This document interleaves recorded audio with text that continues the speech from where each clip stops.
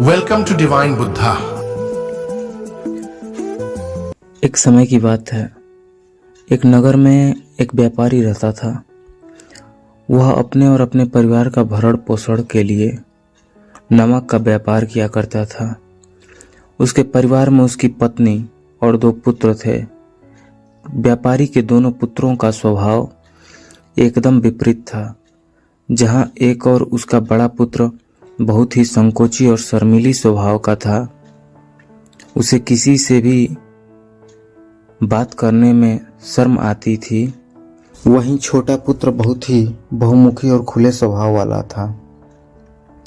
वह किसी के भी सामने अपनी बात कहने में संकोच नहीं करता था। लोग अक्सर बड़े पुत्र को भोला और बेवकूफ़ समझते थे और कई बार तो लोग उसके इस भोले और संकोची स्वभाव का फायदा भी उठा लेते थे। लेकिन वह पलटकर किसी को भी कुछ नहीं कहता था।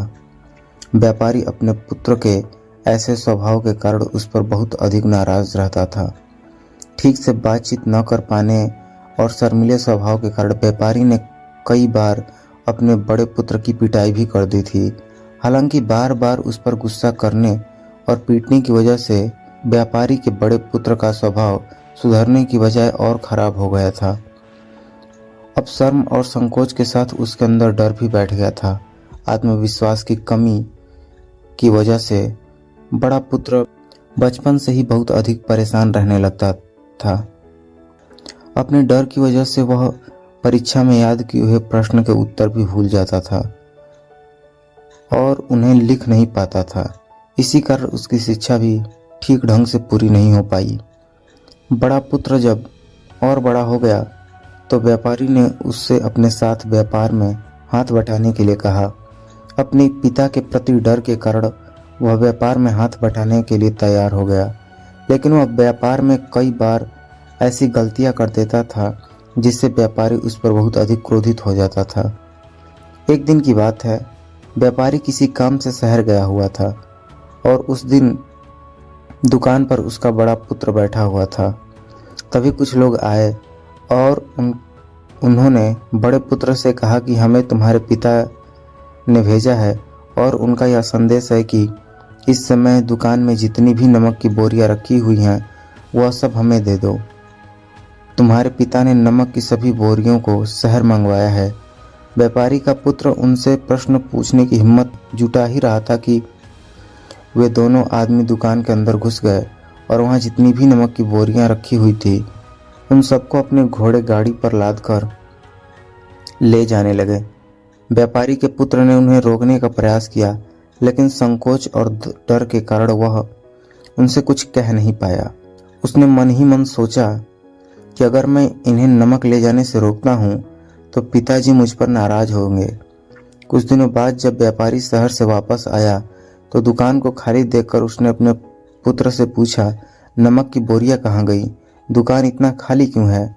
तब बड़े पुत्र ने सामूहिक आवाज में कहा, कुछ लोग दुकान पर आए थे और उन्होंने मुझसे कहा कि आपने सारी नमक की बोरियों को शहर मंगवाया है और फिर दुकान की सारी बोरियां निकाल कर वे लेकर चले गए।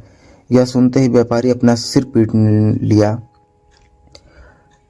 उसने पुत्र को दुकान से धक्के देकर बाहर निकालते हुए कहा, मंदबुद्धि तो मूर्ख का मूर्ख ही रहेगा।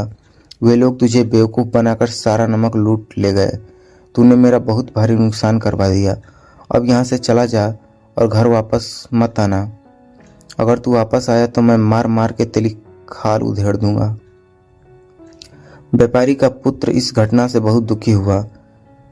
एक बार फिर उसके संकोची स्वभाव की वजह से उसके पिता उस पर अधिक नाराज हो गए और साथ ही व्यापार में इतना भारी नुकसान हो गया था कि उस समय नगर के कई लोग व्यापारी के पुत्र पर हंस रहे थे और उसका मजाक उड़ा रहे थे, जिससे उसे खुद पर बहुत अधिक शर्मिंदगी महसूस हो रही थी।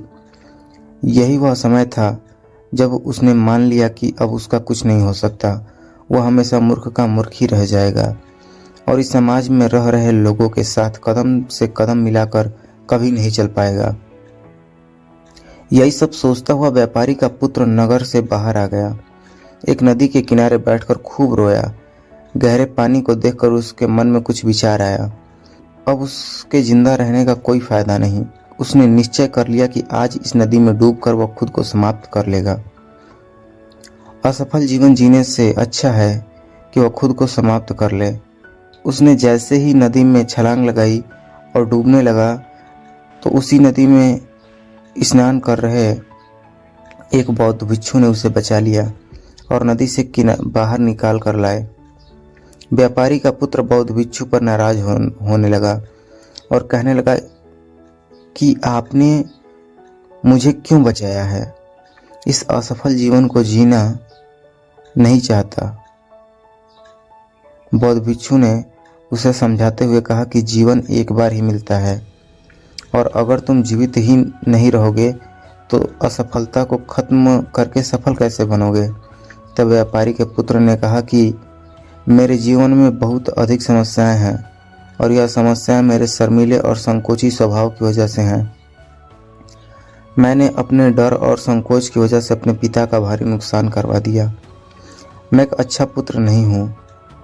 अपने भयभीत स्वभाव के कारण मैं ठीक से शिक्षा भी ग्रहण नहीं कर सका। सारे नगरवासी मुझे मूर्ख समझते हैं। क्या किसी मूर्ख को इस दुनिया में जीने का अधिकार है? तब बौद्ध भिक्षु ने कहा कि तुम्हारे इस प्रश्न का उत्तर तो मेरे गुरुजी ही देंगे। चलो मैं तुम्हें अपने गुरु के पास ले चलता हूँ।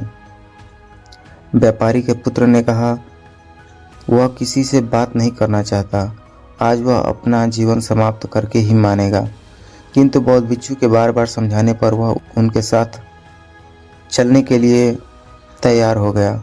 बौद्ध भिक्षु व्यापारी के पुत्र को आश्रम की ओर ले आए।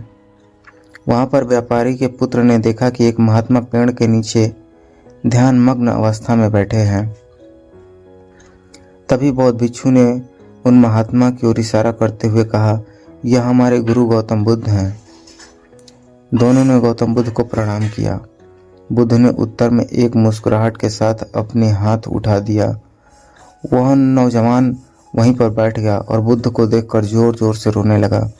गौतम बुद्ध ने उससे रोने का कारण पूछा। तब उसने कहा कि अब आप ही मेरी आखिरी उम्मीद हैं। यदि आप मेरी समस्या का समाधान नहीं करेंगे तो मेरा यह जीवन समाप्त हो जाएगा। गौतम बुद्ध ने व्यापारी के पुत्र से उसकी समस्या बताने को कहा। तब उसने बताया कि किस प्रकार वह बचपन से इस शर्मीले और अंत मूर्खी स्वभाव का है। इस कारण लोग उसे मूर्ख समझ लेते हैं और उसके पिता भी उससे नफरत करने लगे। तब गौतम बुद्ध ने युवक को शांत कराते हुए कहा कि मेरे पास तुम्हारी समस्या का समाधान है, जिसके बाद तुम्हारा जीवन बहुत ही आसान हो सकता है। युवक ने खुश होते हुए पूछा, क्या सच में ऐसा हो सकता है? आप बहुत ही महान व्यक्ति प्रतीत होते हैं।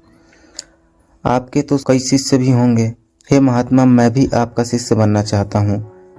क्या आप मुझे अपने शिष्य के रूप में स्वीकार करेंगे? गौतम बुद्ध ने कहा, हाँ अवश्य।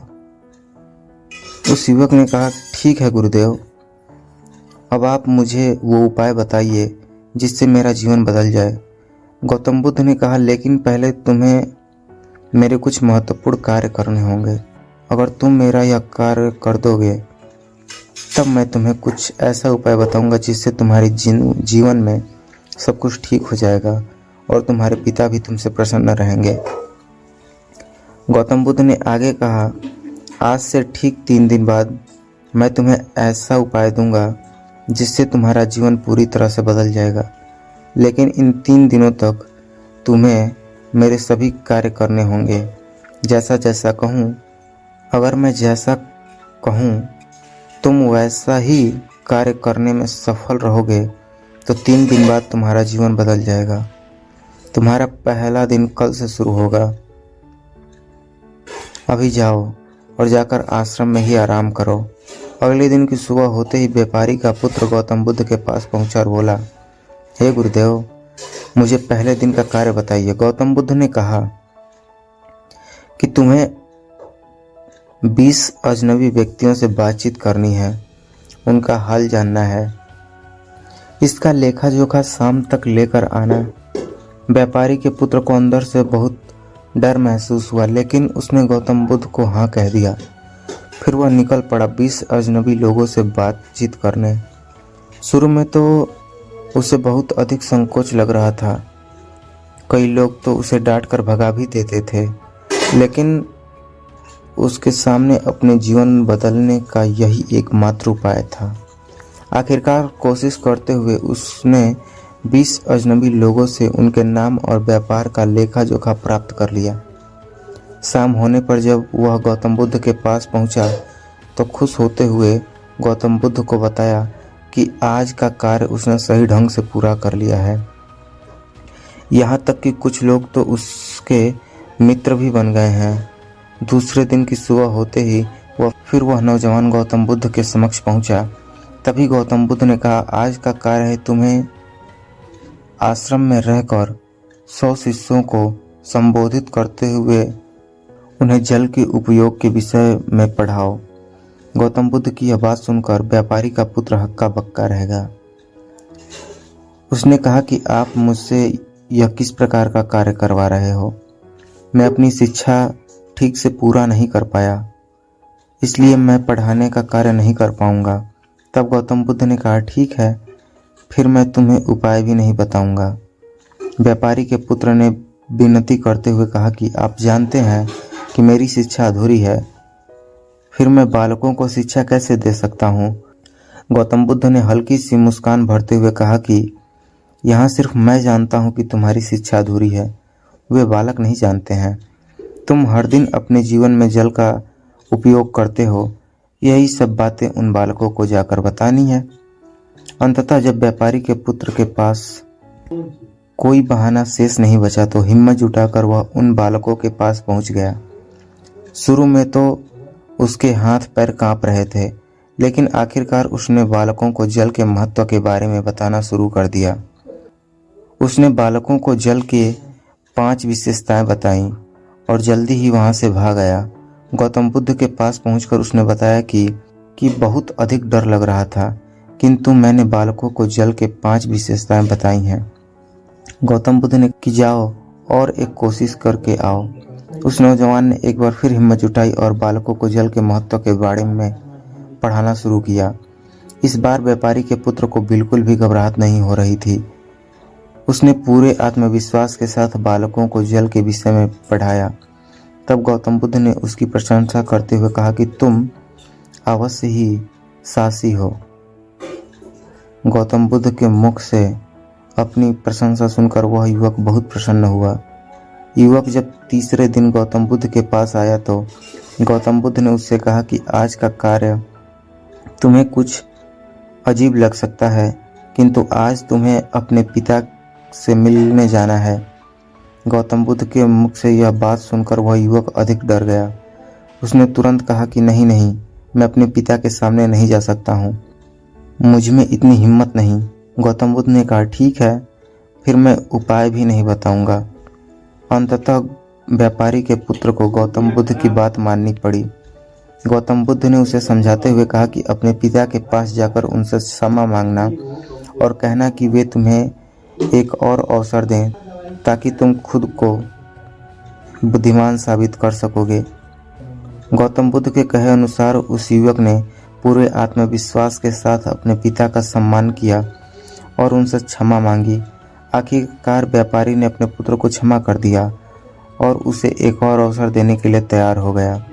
व्यापारी का पुत्र गौतम बुद्ध के पास आया और उस उपाय के बारे में पूछने लगा जिसे गौतम बुद्ध ने 3 दिन बाद बताने का वचन दिया था। तब गौतम बुद्ध ने मुस्कुराते हुए कहा कि तुमने स्वयं ही अपना उपाय खोज लिया है। तुम किसी से बात नहीं कर पाते थे, संकोची और शर्मीले थे। यह सब तुम्हारे मन में बैठा हुआ डर था और तुमने जैसे ही उस डर का सामना किया वो खत्म हो गया। जीवन में तुम्हें जिस भी काम से डर लगे उस काम को करना शुरू कर दो, डर स्वयं ही समाप्त हो जाएगा। अब वो युवक समझ चुका था कि गौतम बुद्ध उसे क्या बताना चाहते हैं। उसने गौतम बुद्ध का धन्यवाद किया और उसने वादा किया कि वह जीवन में सफल होकर दिखाएगा। दोस्तों, मुझे उम्मीद है कि आपको यह वीडियो पसंद आई होगी और वीडियो में यहाँ तक बने रहने के लिए आप सभी का बहुत बहुत शुक्रिया। धन्यवाद। नमो बुद्धाय।